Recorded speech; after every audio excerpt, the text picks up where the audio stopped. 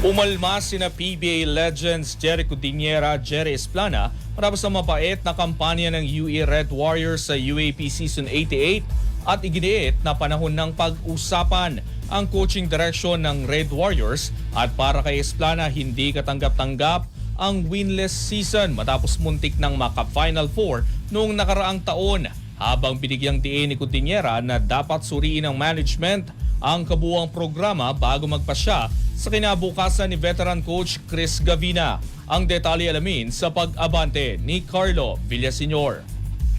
Sinabi ng mga dating PBA stars na sina Jerry Cudiniera at Jerry Esplana na dapat nang palitan si Chris Gavina bilang head coach ng UE Red Warriors matapos ang winless 0-14 campaign sa UAAP Season 88. Ayon kay Esplana, resulta pa rin ang batayan at dapat daw tumingin ang management sa nangyaring performance ng koponan.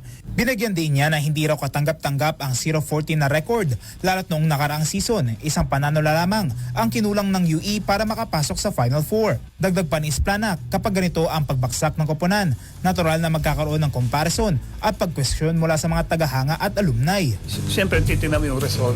Alam mo naman din sa PBA, sa pros, di ba?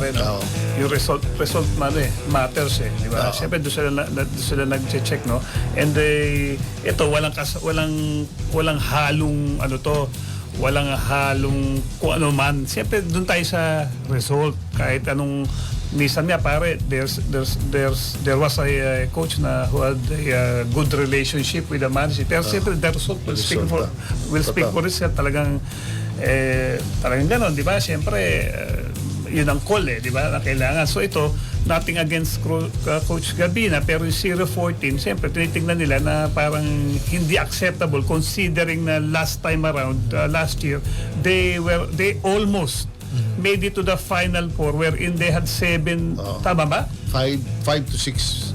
Tapos meron silang under Coach Jack Santiago meron silang straight na puro talo, isang laro na lang, pasok pa sila Yes, panalo na, di ba? Hindi nila na Then siyempre, pag ganito po nangyayari, lumalabas na yung mga comparison from last year and this year. Samantala, iginit naman ni Cudiniera na nasa management pa rin ang final decision kung mananatili o hindi si Gavina. Ayon sa kanya, dapat munang tukuyin ng eskwelahan ang pulso ng komunidad at suriin ang kabuuang programa, disiplina, recruitment at budget ng koponan. Well, sa akin kay Coach Chris Gavina, actually nandun nga kami nung pre-UAAP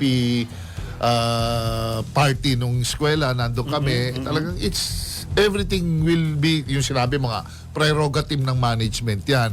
Kung ano yun naman na mag-a-assess pare, yun naman na mag-a-analyze yung situation.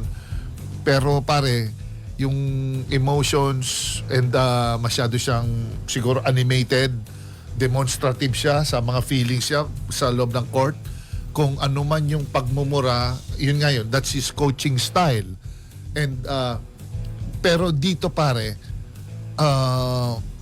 depende kasi on how the school looks, paano nila tinitignan ang coach as a mentor ba or as a faculty teacher. And sa akin naman, it will always be a work in progress. Walang kamatayang work in progress yan. And this will take time like any other coaching gig. This will take time. And same thing, you have to have a good solid program, budget, recruitment, etc. to form a competitive team. Hindi pa to exactly pang Final Four Hanggang ngayon wala pang opisyal na anunsyo ang UE management tungkol sa kapalaran ni Gavina. Ako si Carlo Villaseñor, Abante Sports. Now na.